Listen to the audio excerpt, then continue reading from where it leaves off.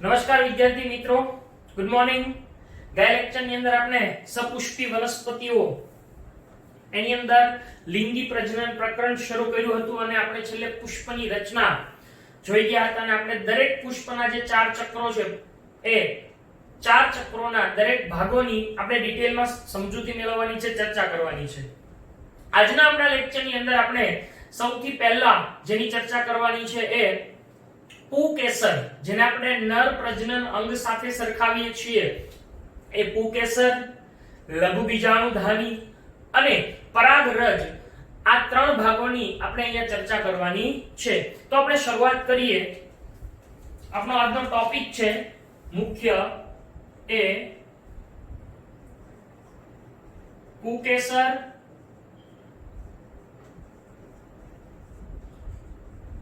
લઘુબીજાણુધાની અને પરાગરજ. હવે આપણે શરૂઆત કરીએ પુકેસરથી. આપણે આ ત્રણેય વસ્તુઓને ડિટેલમાં સમજીએ. તો પહેલી આપણે શરૂઆત કરીએ છીએ પુકેસર. ઓકે, પુકેસર એ શું છે? તો કે પુકેસર છે એને ખરેખર લઘુ બીજાણુ પર્ણ સાથે સરખાવવામાં આવે છે. આપણે 11મા ધોરણની અંદર આ શબ્દથી પરિચિત છીએ. લઘુ બીજાણુ પર્ણ તરીકે એને ઓળખી શકાય છે. આ પુકેસર છે એની રચના આપણે ગયા લેક્ચરમાં જોઈ ગયા. એમાં મુખ્યત્વે બે ભાગ જોવા મળે છે. એ બે ભાગ કયા કયા? તો કે એક લાંબો દંડ જેવો ભાગ છે, પાતળો, જેને તંતુ કહેવાય, અને એની ઉપરનો જે ભાગ છે અગ્રીય ભાગ, જે કોથળી જેવો હોય, જેને પરાગાશય તરીકે ઓળખવામાં આવે છે. તો આ તંતુ અને પરાગાશય થી બનતી સંયુક્ત રચનાને આપણે શું કહીએ છીએ? પુકેસર. જુઓ, એ આવી રચના ધરાવે છે.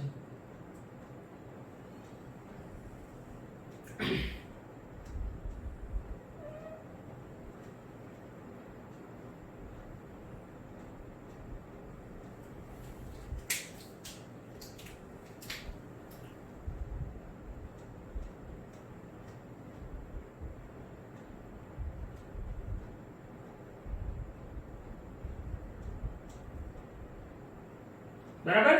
એ ખરેખર આવી રચના ધરાવે છે. તો એની અંદર જે ઉપરનો ભાગ છે એને શું કહીએ છીએ આપણે? પરાગાશય. અને આ ભાગને શું કહેવામાં આવે છે? તંતુ. તમને બીજું એક કહું કે જ્યારે આને આપણે પૃષ્ઠ દેખાવમાં જોઈએ છીએ ત્યારે પાછળના ભાગમાંથી એક બીજી રચના હોય છે કે જે આ તંતુને અને પરાગાશયને એકબીજા સાથે જોડતી હોય. તમને સમજૂતી માટે ખાલી આ રીતે દોરી દઉં છું. આ રીતના આમ હોય અને વચ્ચે આમ હોય. આ ભાગ ઘાટો, જો આ ભાગ છે ને ઘાટો દોરેલો એ, અને આ પરાગાશય છે એ ખરેખર આવા જોવા મળે. આમ. તો આ ભાગ છે એને યોજી તરીકે ઓળખવામાં આવે છે કે જે તંતુ અને પરાગાશયને એકબીજા સાથે જોડે છે. એનો ઉલ્લેખ અહીં આપણી બુકમાં નથી કરેલો, પણ તમે ખાસ ધ્યાન રાખજો. એને સંયોજક પણ કહેવાય, યોજી અથવા સંયોજક. તો પરાગાશય અને તંતુ જેવી રચના ધરાવે છે. એ પૈકી તંતુ છે એ લાંબો પાતળો ભાગ છે અને દંડ જેવો, અને પરાગાશય છે એ કોથળી જેવી. હવે આ જે તંતુ છે ને ઈ વંધ્ય છે, એટલે કે એનું પ્રજનનની અંદર કોઈ મહત્વ કે એનો કોઈ રોલ નથી. જ્યારે પરાગાશય છે ઈ ફળદ્રુપ છે, કારણ કે પરાગરજ જે ઉત્પન્ન થશે જેની અંદર નર પ્રજનન કોષ હશે એટલે ઈ ફળદ્રુપ છે. એટલે આ ફળદ્રુપ ભાગ છે અને આ છે ઈ વંધ્ય ભાગ છે. એટલે અહીંયા હું એ લખી દઉં છું. પરાગાશય છે ઈ ફળદ્રુપ ભાગ છે અને આ છે એ વંધ્ય ભાગ છે. તો આપણે પુકેસરની રચનામાં મુખ્યત્વે પુકેસર છે એની રચનામાં મુખ્યત્વે બે ભાગ જોવા મળે છે. કયા કયા ભાગ? તંતુ અને પરાગાશય. ઓકે, ચલો એ પૈકી તંતુ છે ઈ કેવો છે? લાંબો અને પાતળો દંડ જેવો ભાગ છે. જ્યારે પરાગાશય છે ઈ અગ્રીય અને દ્વિખંડી ભાગ છે. કેવો છે? દ્વિખંડીય. બે ખંડો ધરાવે. જો આ એક અને એક બે ખંડ ધરાવતી રચના ધરાવે છે. અહીંયા આ જે પુકેસર આપણે જોઈએ છીએ એ પુકેસરના દરેક ભાગો એને આપણે અહીંયા ડિટેલની અંદર સમજવાના છે. તો પહેલા શરૂઆત કરીએ તંતુથી. બરાબર, તંતુ તંતુ છે એ લાંબો અને પાતળો દંડ જેવો ભાગ છે. આ તંતુ એની લંબાઈમાં વિવિધતા હોઈ શકે છે. અલગ અલગ પ્રકારના પુષ્પોની અંદર એની લંબાઈ જુદી જુદી હોય છે. પુકેસરની અંદર જે તંતુ જોવા મળે છે એ તંતુ એ મુખ્યત્વે એનો અગ્રીય ભાગ છે એને આપણે પરાગાશય તરીકે ઓળખીએ છીએ કે જે ફળદ્રુપ ભાગ છે જે અહીં આપણે દર્શાવેલું છે. હવે આપણે જોઈએ કે પરાગાશયની રચના કેવી જોવા મળે છે. બરાબર, તો તંતુની વાત છે અહીંયા આગળ એ આપણે લખતા જઈએ પહેલા. હવે એમાંથી આપણે પહેલું જોવાનું છે તંતુ.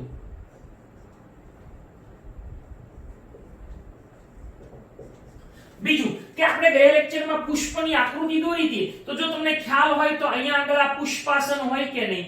આ પુષ્પાસન અહીંયા આપણે વજ્રપત્ર આવું દોર્યું હતું કઈ.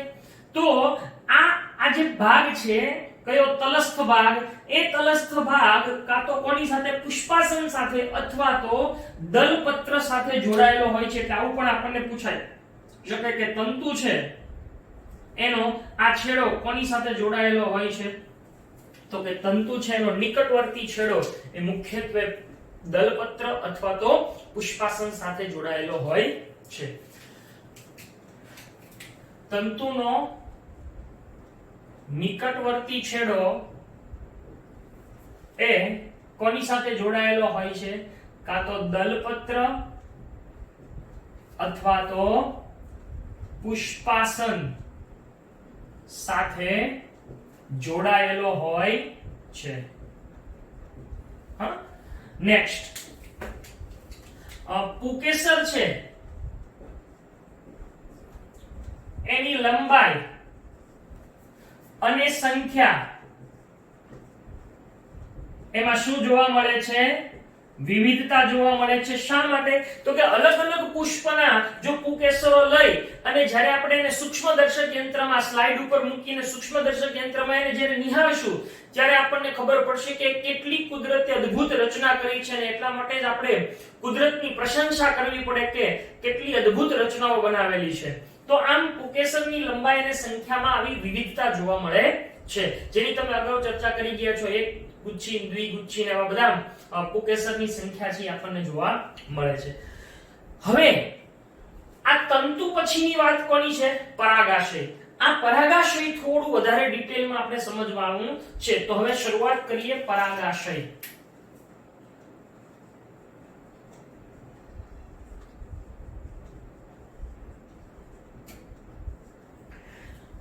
લાક્ષણિક આવૃત બીજધારી વનસ્પતિમાં આ પરાગાશય છે એ દ્વિખંડી હોય છે. દ્વિખંડી એટલે કે બે ખંડો ધરાવતું હોય છે. દરેક ખંડ છે એ પાછું દ્વિકોટરીય હોય એટલે કે દરેક ખંડમાં બે કોટર જોવા મળે છે. આમ દરેક ખંડ દ્વિકોટરીય એટલે આખું જે પરાગાશય ચતુષ્કોટરી છે. કેવી રીતે જો સમજો.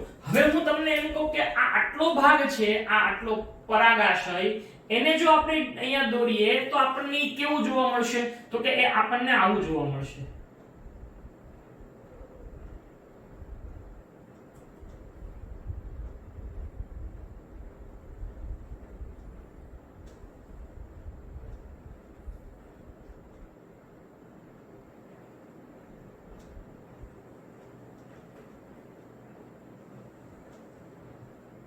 બરાબર, આ આપણને આવું જોવા મળશે.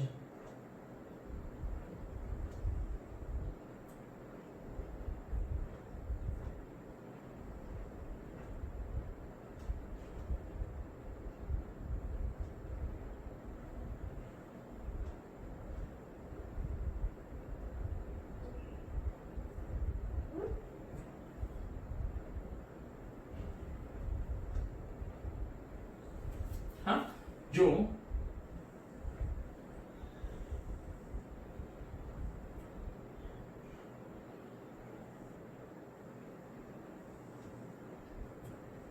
આ રીતે આપણને જોવા મળે.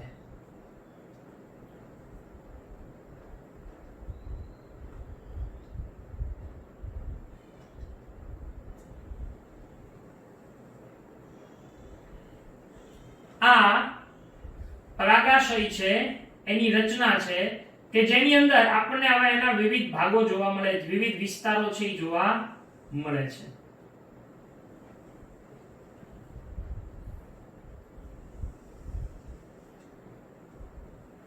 જો આ રીતે આપણને જોવા મળે.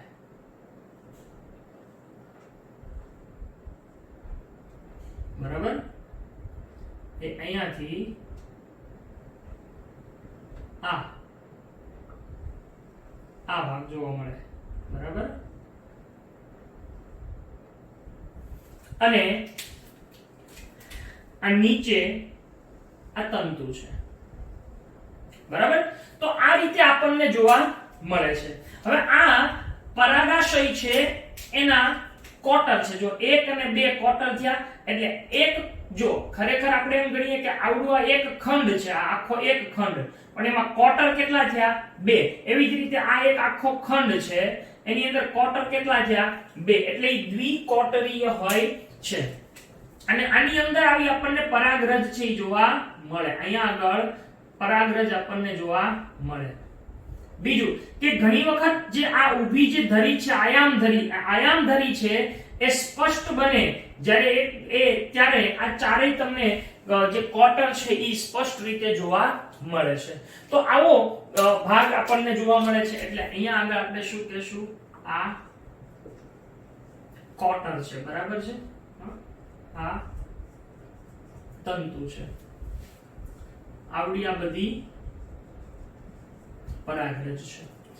તો પરાગાશય છે એની રચનામાં આપણને આવું જોવા મળે છે.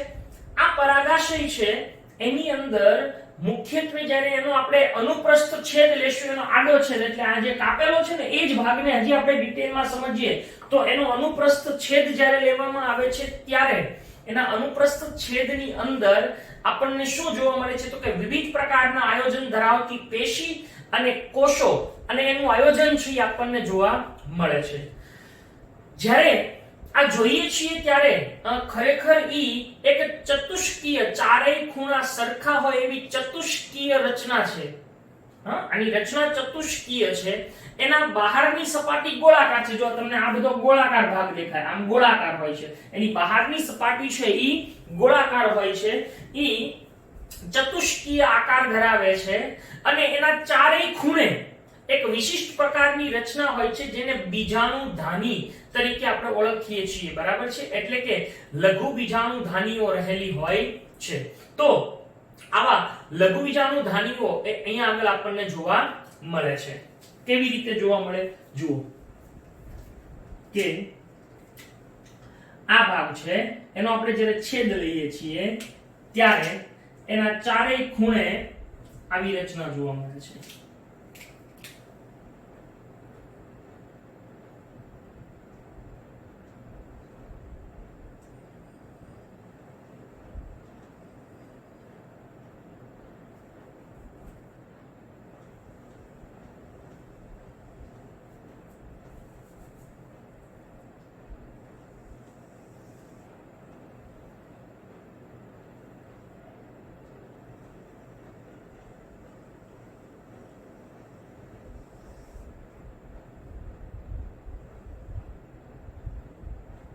બરાબર, આવી આખી રચના આપણને જોવા મળે છે. આ બધા એના જુદા જુદા અહીંયા સ્તરો જોવા મળે.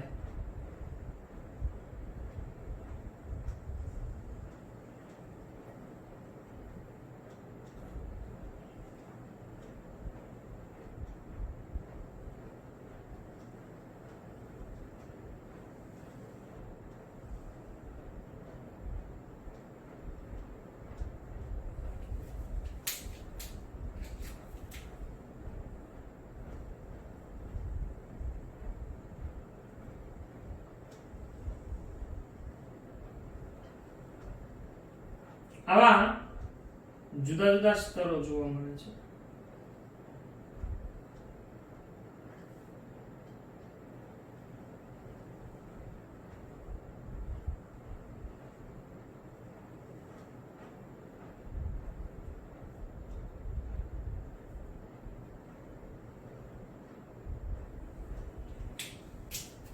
અહીંયા આગળ આપણે જે વચ્ચેનો ભાગ જોયો તો ને આવડા યોજી અથવા તો સંયોજક એ અહીંયા વચ્ચે હોય, જ્યારે છેદ લઈએ ત્યારે આપણને અહીંયા જોવા મળે, એ છેદની અંદર આપણને જોવા મળશે.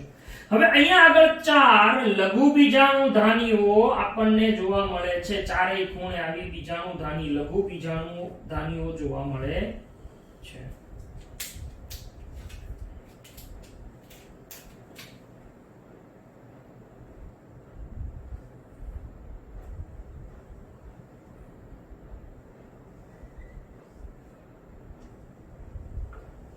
એટલે કે અહીંયા હોય, આ ખરેખર તમને ક્યાં જોવા મળે, અહીંયા આગળ. આ ખબર પડે છે, આ રીતે લઘુ બીજાણુ ધાનીઓ આપણને જોવા મળે. એટલે આમ કરીએ તો ઉપરથી છે ને આપણને આવું દેખાય છે, બરાબર.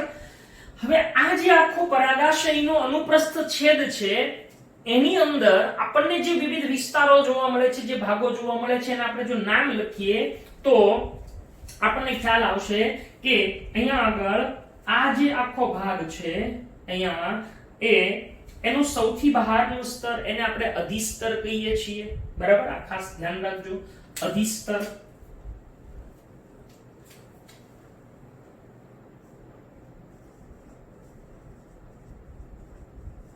ત્યાર પછીનું જે અંદરનું સ્તર છે, આ બ્લુ અને બ્લેક ભાગ વાળું, એને કહેવામાં આવે છે સ્ફોટી સ્તર અથવા તો તંતુમય સ્તર, અથવા એને એન્ડોથેસિયમ કહેવાય છે. પછી અહીંયા જે વચ્ચેનો ભાગ છે અહીંયા બધે એને કહેવાય મધ્ય સ્તરો. આ લાલ કલરનું છે ઈ પોષક સ્તર, આ ગ્રીન કલરની છે લઘુ બીજાણુ ધાની, બરાબર. આ ભાગ એને કહીએ છીએ સંયોજક અથવા તો બીજું એનું નામ શું છે, યોજી, બરાબર છે. તો આ રીતે આપણને એની અંદર આવી રચનાઓ જોવા મળે છે. હવે આ લઘુ બીજાણુ ધાની છે, આ એ લઘુ બીજાણુ ધાનીની આખી રચના આપણે પાછી જોવાની છે, તો એને પણ આપણે સમજીએ છીએ. તો પહેલા પરાગાશયની વાત કરીએ. બીજી એક વાત કે આ લઘુ બીજાણુ ધાનીઓ છે એ વિકાસ પામી અને ખાસ પ્રકારની રચનામાં ફેરવાય, જેને કોથળી કહેવાય છે, પરાગ કોથળી અથવા ને પરાગ કોટર કહેવાય. ઈ પરાગ કોટર કેવી રીતે હોય, માની લો કે આ કોથળી અહીંયા છે તો તમને અંદરથી ભાગમાં જો આની અંદર જુઓ તો ઈ કોથળી આવી લંબાયેલી, ટૂંકમાં પરાગાશયની જેટલી લંબાઈ હોય એટલી લંબાઈની આ કોથળી જોવા મળે, અને આ કોથળીની અંદર શું આવેલી હોય, આવી પરાગરજ આપણને જોવા મળે છે, બરાબર. જ્યારે આ પરાગાશય ફાટે, આ આખું ફાટે, સ્ફોટન થાય, ત્યારે આ પરાગરજ છે એ આ રીતે મુક્ત થાય છે. તો આવી રીતે પરાગરજ એનું નિર્માણ અહીંયા થતું જોવા મળે છે. તો પરાગાશય એની વાત કરીએ કે એ લાક્ષણિક આવૃત બીજધારીઓમાં કેવી હોય છે, દ્વિખંડીય હોય છે. તેના દરેક ખંડો શું ધરાવે છે, 2 કોટરો ધરાવે છે, એટલે કે એ દ્વિકોટરીય છે. આમ પરાગાશય એ કેવું થાય છે, ચતુષ્કોટરીય જોવા મળે છે, બરાબર છે. એ ચતુષ્કોટરીય જોવા મળે છે. બીજું કે ઘણીવાર જે એની આયામ ધરી છે એ સ્પષ્ટ બને અથવા તો વિખંડન થાય ત્યારે આપણને ચારેય ખંડો અથવા ચારેય કોટરો એ સ્પષ્ટ જોવા મળે છે. બીજું કે પરાગાશયના અનુપ્રસ્થ છેદમાં આપણને શું જોવા મળે છે, તો કે એના અનુપ્રસ્થ છેદની અંદર મુખ્યત્વે એની જે વિવિધ પેશીઓ છે અને એનું આયોજન સ્તર છે એ આપણને જોવા મળે છે. અનુપ્રસ્થ છેદમાં એની વિવિધ પેશીઓ અને એના આયોજન સ્તર આપણને જોવા મળે છે. નેક્સ્ટ કે પરાગાશય છે, એની આપણે જે વાત કરી ગયા એની અંદર કે પરાગાશય છે એ કેવી છે, તો કે પરાગાશય એ ચતુષ્કીય રચના છે, જેના ચારેય ખૂણે શું આવેલી હોય છે, ગોળાકાર લઘુ બીજાણુ ધાની આવેલી હોય છે. બરાબર, લઘુ બીજાણુ ધાની, અહીંયા લઘુ બીજાણુ પણ આપણે કહી શકીએ, લઘુ બીજાણુ ધાની આવેલી હોય છે.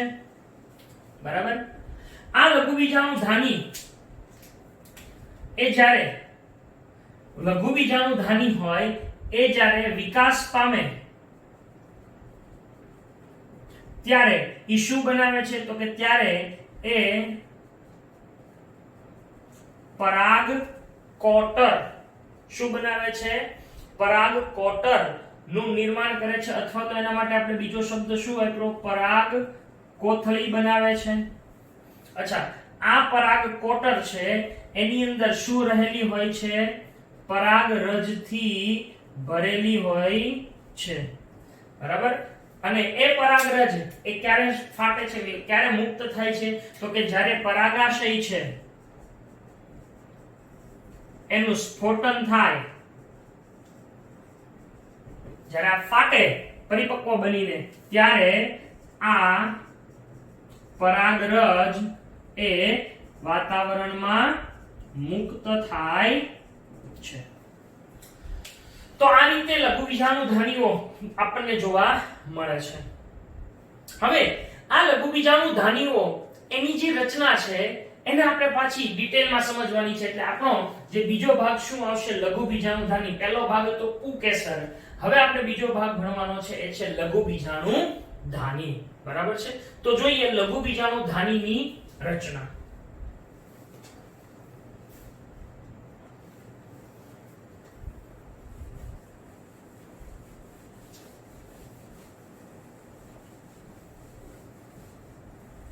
દરેક ટોપિક્સ છે એને ખૂબ સારી રીતે સમજજો. બરાબર છે, કારણ કે આ બધા બેઝિક કોન્સેપ્ટ છે, આની સાથે જ પછીના ટોપિક સંકળાયેલા હોય એટલે સ્વાભાવિક રીતે આ ટોપિક છે એ જેટલા આપણા સ્ટ્રોંગ હશે એટલા આના પછીના ટોપિક્સ આપણને સારી રીતે સમજાશે. હવે તમે અહીંયા જોઈ શકો છો કે આપણે કયા લેવલે સમજીએ છીએ. આ એક મોટો ભાગ, ફૂલનો એક ભાગ, એનો એક ભાગ પરાગાશય, ઈ પરાગાશયની આંતરિક રચના, એનો આડો છેદ, અનુપ્રસ્થ છેદ, એની અંદર જે જોવા મળતો ભાગ છે એમાંથી હવે આપણે જે જોવાનું છે ઈ એનો આટલો ભાગ. જો આ ભાગને આપણે હવે એનલાર્જ કરીને જોઈએ છીએ. એટલે હવે આપણે જે સમજવાનું છે ઈ શું છે, આ લઘુ બીજાણુ ધાની છે એની રચના.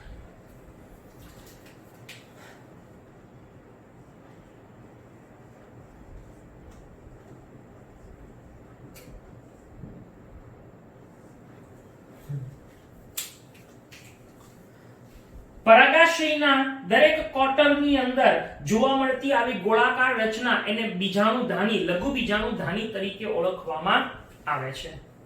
આ લઘુ બીજાણુ ધાની એ લઘુ બીજાણુ તરીકે ઓળખાતી પરાગરજથી ભરેલા હોય છે. આ લઘુ બીજાણુ ધાનીની જે રચના જોવામાં આવે તો એની દિવાલ એ 4 સ્તરોની બનેલી હોય છે. આ 4 સ્તરોની બનેલી દિવાલ એ કેવી હોય એને આપણે સમજીએ તો એની અંદર એની રચના આખી આપણને આવી જોવા મળશે. આ ભાગ છે એ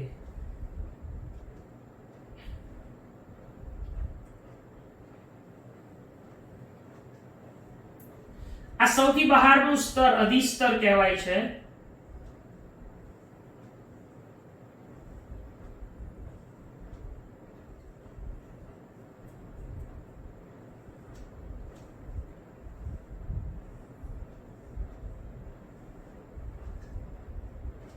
બરાબર?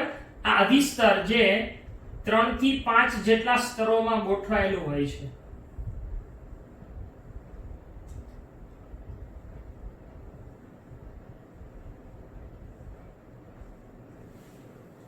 બરાબર?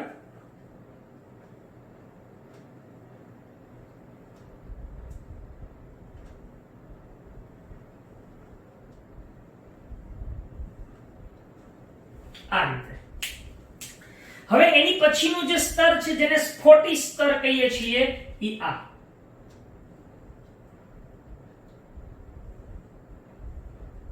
સ્ફોટી સ્તર.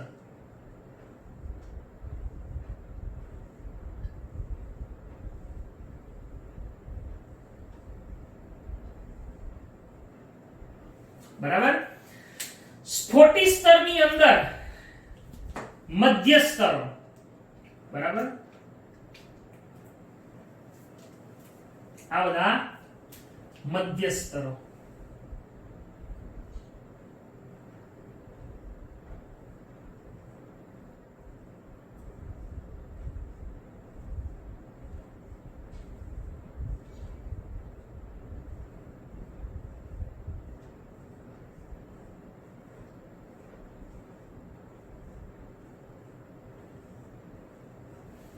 અને એની અંદરના ભાગમાં આપણને જે જોવા મળે એ છે પોષક સ્તર. બરાબર? આ પોષક સ્તર.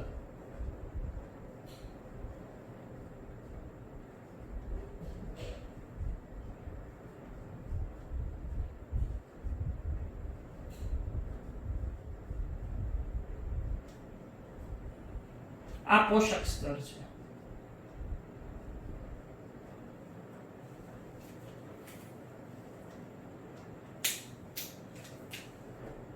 આ એના કોષ કેન્દ્ર છે.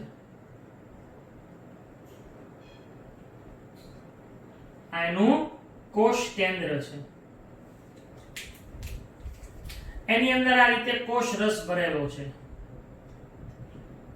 બરાબર? આ એનો કોષ રસ છે પોષક સ્તરનો. હવે શબ્દ ઉપરથી જ આપણને ખ્યાલ આવી જાય કે આ પોષક સ્તર શું કામ કરતું હશે.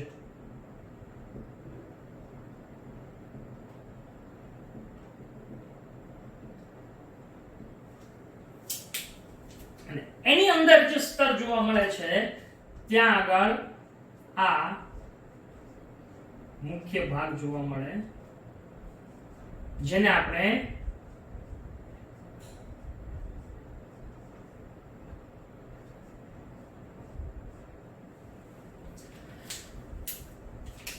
આ કોષો એ આપણા માટે અગત્યના છે. આ બધા લઘુ બીજાણુઓ તરીકે ઓળખાય છે. બરાબર? તો આ રીતે અંદર અંદર અંદર જતા આપણને બધા સ્તરો છે એ જોવા મળે છે. અહીંનો આખો છેદ છે, આ ભાગ અહીંથી આમ જાય છે, આમ આવે. બરાબર છે? હવે જુઓ, અહીંયા આગળ આપણે નામ નિર્દેશન કરીએ તો આ સૌથી બહારનું સ્તર એને આપણે કહીએ છીએ અધિસ્તર. ત્યાર પછીનું જે બ્લુ કલરનું છે એને આપણે કહીએ છીએ સ્ફોટી સ્તર, અથવા એનું બીજું નામ શું છે? સ્ફોટી સ્તર, અથવા તો એને તંતુમય સ્તર, અથવા એનું ત્રીજું નામ છે એન્ડોથેશિયમ. ત્યાર પછીના જે આ બ્લેક કલરના છે ઈ શું છે? મધ્ય સ્તરો. ઈ ઘણા હોય છે મધ્ય સ્તરો. ત્યાર પછીનું જે લાલ કલરનું છે ઈ શું છે? પોષક સ્તર. અને આ બધા છે ઈ શું છે? લઘુ બીજાણુ છે. બરાબર છે? એ બધા શું છે? લઘુ બીજાણુ માતૃકોષ. ખરેખર એને શું કહેવાય છે? લઘુ બીજાણુ માતૃકોષ તરીકે ઓળખવામાં આવે છે. હવે આ જે આખી રચના છે એને આપણે બહુ સારી રીતે સમજવાની છે. જો તમને ફરીથી કહી દઉં આપણે ક્યાં જઈએ, શું ભણી રહ્યા છીએ. આ પરાગાશય છે, મોટું ઈ પરાગાશયનો છેદ લીધો એ આવો દેખાય. એની જે આ ભાગ છે અનુપ્રસ્થ છેદ એમાં, અને એની આટલી રચના એ આવી દેખાય છે. હજી તમને ટેક્સ્ટ બુકમાં એક આની આખી 3 ડાયમેન્શનલી ખૂબ સરસ એવી આકૃતિ આપેલી છે જે તમે જોઈ લેજો કે જેની અંદર ઘણી બધી પરાગરજ છે એ આવા કોટરોની અંદર આપણને જોવા મળે છે. તો અહીંયા આગળ હવે આ દરેક સ્તર છે એ જુદું જુદું કાર્ય કરે છે. શું કાર્ય કરે? તો કે જે બહારના 3 સ્તર છે, બહારના કયા કયા થયા 3? તો કે આ અને આ, એટલે આમ ગણીએ તો આ, એની જે બહાર અને આ. તો આ જે 3 સ્તરો છે એ રક્ષણનું કાર્ય કરે. કોનું? અંદર જે બીજાણુ કોષ છે એના રક્ષણનું કાર્ય કોણ કરે છે? આ ત્રણેય સ્તરો. જ્યારે પોષક સ્તર એ અહીંયા જે બીજાણુ વિકાસ પામતો હોય એને પોષણ આપવાનું કાર્ય કરે છે. આ સ્ફોટી સ્તર એ જ્યારે આનું સ્ફોટન થાય, આ ફાટે અને પરાગરજ મુક્ત થાય એમાં આ મદદરૂપ થતું હોય છે.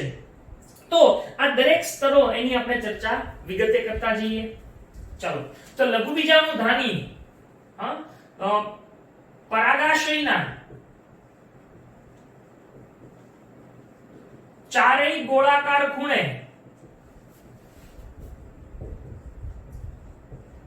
આવેલી ગોળ રચના એને લઘુબીજાણુ ધાની કહે છે.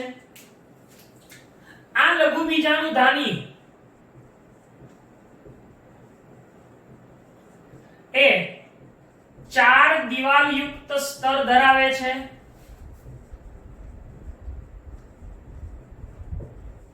ઓકે, કયા 4 દિવાલયુક્ત સ્તર ધરાવે છે? તો કે એક અધિસ્તર, 2 સ્ફોટી સ્તર અથવા તો તંતુમય સ્તર અથવા તો એનું નામ છે એન્ડોથેસિયમ. એ બધું એક જ છે. હા, ત્રીજું છે મધ્ય સ્તરો અને ચોથું છે પોષક સ્તર. ચલો, અધિસ્તર. હવે આ ત્રણેય સ્તરો છે એ શું કાર્ય કરે છે? તો કે આ ત્રણેય સ્તરો એ રક્ષણનું કાર્ય કરે છે, જ્યારે આ એ શું આપે છે? પોષણ પૂરું પાડવાનું કામ કરે છે. હવે છે કેટલીક બાબતો અહીંયા ખાલી માત્ર વાક્ય સ્વરૂપે લખી દીધી, પણ હું તમને થોડી ડિટેલમાં સમજાવું છું. બરાબર છે? અધિસ્તર છે ઈ કેટલા? તો કે 3 થી 5 ના સ્તરોમાં ગોઠવાયેલા કેવા કોષો છે? તો કે એ ખાસ કરીને લંબાયેલા ચપટા કોષો છે ધરાવે છે. સ્ફોટી સ્તર એ શું કાર્ય કરે છે? તો કે એ રક્ષણાત્મક કાર્ય કરે છે. મધ્ય સ્તરો એ શું છે? તો કે પોષક સ્તરની બહારના ભાગમાં આવેલા સ્તર છે. પોષક સ્તરની બહાર કોણ છે? મધ્ય સ્તરો છે, જે પણ રક્ષણનું કાર્ય કરે છે.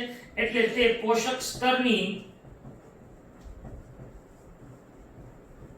બહાર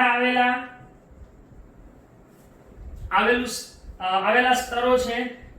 બરાબર? જે પણ રક્ષણાત્મક કાર્ય કરે છે.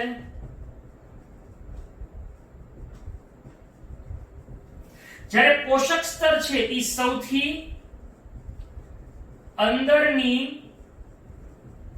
દિવાલયુક્ત સ્તર છે. તે શું કાર્ય કરે છે? વિકસતું જે માતૃકોષ છે અથવા તો વિકસતી જે પરાગરજ છે એને પોષણ પૂરું પાડવાનું કાર્ય કરે છે. બીજી અગત્યની વાત કે આ કોષો, કોના કોષો? પોષક સ્તરના જે કોષો છે ઈ ઘટ્ટ કોષરસથી ભરેલા. કે આ સ્તરના કોષો, અહીંયા આપણને પ્રશ્ન નીટમાં પૂછાઈ શકે છે. આ સ્તરના કોષો એ ઘટ્ટ કોષરસ અને એક થી વધુ કોષ કેન્દ્ર ધરાવે છે. હવે વિચારો તો કે એક થી વધુ કોષ કેન્દ્ર શું કામ હશે?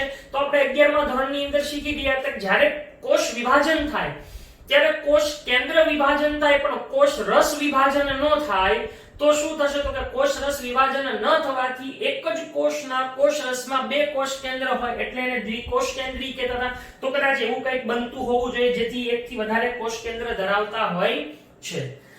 આ ઉપરાંત જ્યારે પરાગાશય તરુણ હોય, આ બહુ મહત્વની અને સમજવા જેવી વાત છે કે જ્યારે પરાગાશય તરુણ હોય ત્યારે શું જોવા મળે છે? તો કે જ્યારે પરાગાશય તરુણ હોય ત્યારે ખૂબ જ સઘન રીતે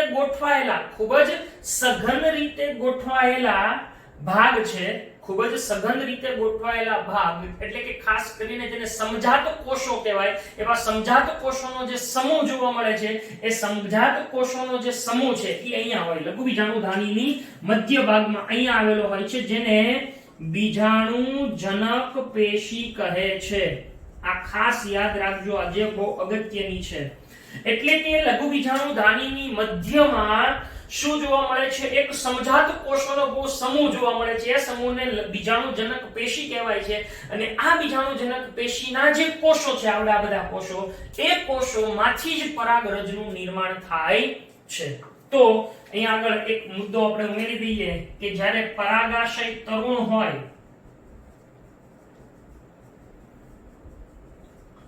ત્યારે તેમાં સઘન રીતે ગોઠવાયેલા કેવા કોષો? સમજાત કોષોનો સમૂહ એ લઘુ બીજાણુધાનીમાં મધ્ય ભાગમાં જોવા મળે,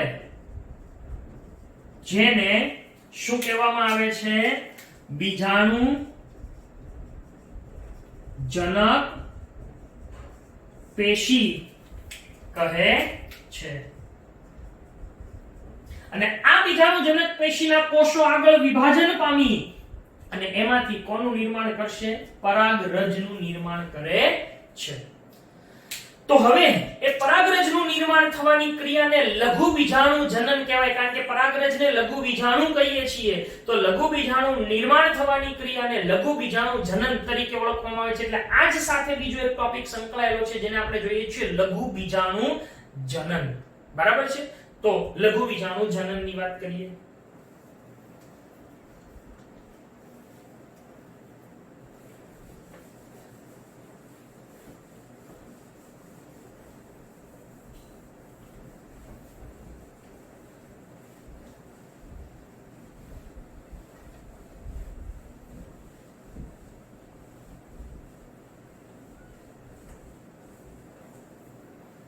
જો લઘુ બીજાણુ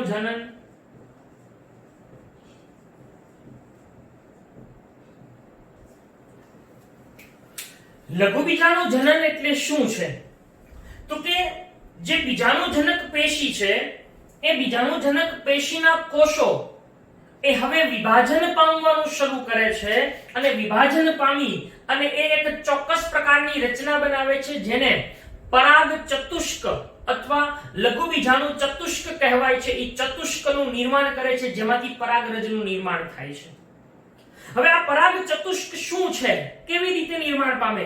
તો કે આ જે બીજાણુજનક પેશીના કોષો હોય, એ બીજાણુજનક પેશીના કોષો એ હવે વિભાજન પામવાનું શરૂ કરે છે. એ જ્યારે વિભાજન પામશે ત્યારે પહેલું આ કોષ છે ને, એ દ્વિકીય હશે, પણ એ હવે અર્ધીકરણ પામવાની શરૂઆત કરશે. એટલે અર્ધીકરણ પામીને એકમાંથી જ્યારે બે કોષ બનાવશે, ત્યારે બંને કોષની પ્લોઇડી શું હશે? તો કે એકકીય હશે. અચ્છા, હવે ઈ બે કોષો ભેગા મળે એટલે કે બે કોષોનું વિખંડન થાય, વિભાજન થાય અને પાછી એમાંથી ચાર કોષો બને, જેને પરાગ ચતુષ્ક કહેવાય છે. તો આમ આ બીજાણુજનક પેશીમાંથી જ શેનું નિર્માણ થાય છે? પરાગ કોષનું. હા, હવે આ લઘુ બીજાણુ, આ જે બીજાણુજનક પેશીનો દરેક કોષ, આ એક કોષ હું લઉં છું, ઈ એક કોષ છે, ઈ પરાગ ચતુષ્ક રચવાની ક્ષમતા ધરાવે છે. આ કોષને લઘુ બીજાણુ માતૃકોષ કહેવામાં આવે, જેને અંગ્રેજીમાં અથવા તો એને લઘુ બીજાણુ માતૃકોષ તરીકે ઓળખવામાં આવે છે, જેને પોલેન મધર સેલ તરીકે ઓળખવામાં આવે છે. શું કહેવાય છે એને?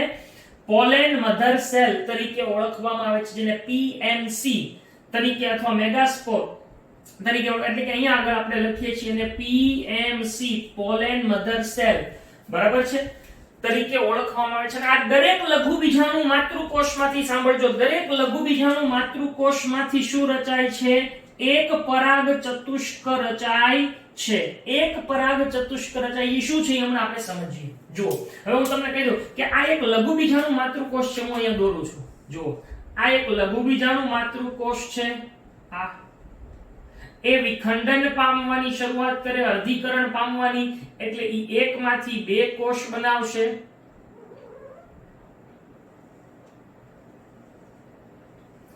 આ બે કોષમાંથી શું બનશે તો કે આ બે કોષમાંથી 4 કોષ બનશે.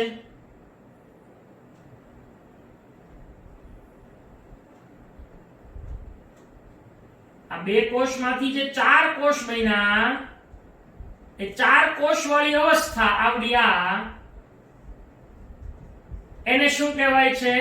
પરાગ ચતુષ્ક કહેવાય. અને આ પરાગ ચતુષ્ક છે ઈ જ્યારે પરિપક્વ બને, સમજો બરાબર, પરિપક્વ બને ત્યારે શુષ્ક થઈ જાય, શુષ્ક બને, સુકાઈ જાય છે, અને ત્યારે એ ચારેય કોષો જુદા પડે. આ 4 એટલે એમાંથી શું થશે? આવા 4 નાના નાના ભાગ જોવા મળે. એ 4 ભાગને આપણે કહીએ છીએ પરાગરજ. શું કહીએ છીએ? પરાગરજ.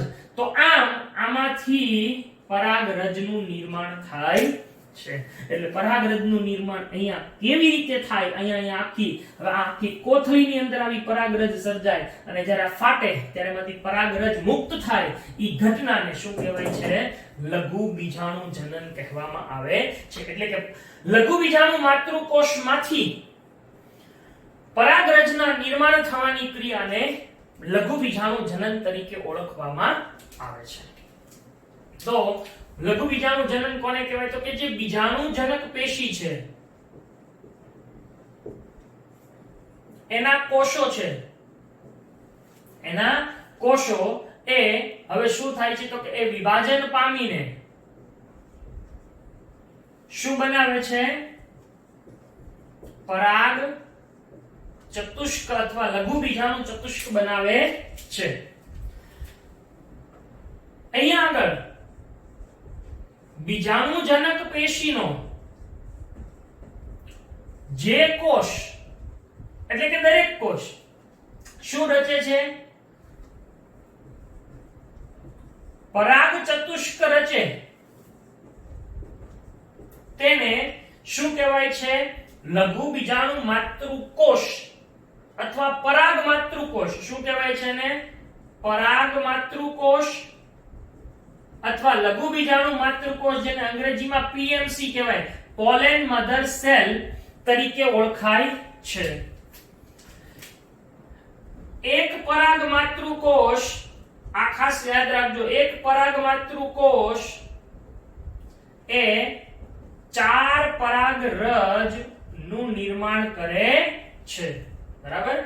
એક પરાગ માતૃકોષ 4 પરાગરજ નું નિર્માણ કરે છે.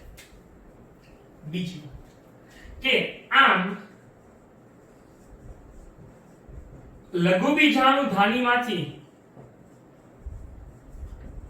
લઘુ બીજાણુ એટલે કે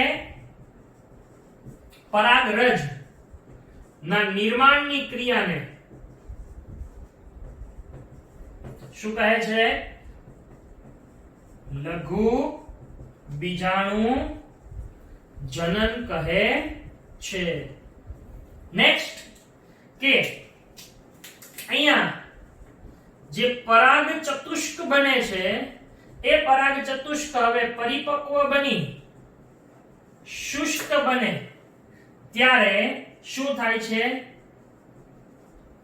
ચારેય કોષો છૂટા પડી અને 4 પરાગરજનું નિર્માણ કરે છે. હવે સાંભળો, એમ આવા દરેક લઘુ બીજાણુ માતૃકોષો આમ આવી પરાગરજ નિર્માણ કરે એટલે પુષ્કળ પ્રમાણમાં ખૂબ મોટી સંખ્યામાં પરાગરજનું નિર્માણ એ અહીંયા આગળ થતું જોવા મળે છે.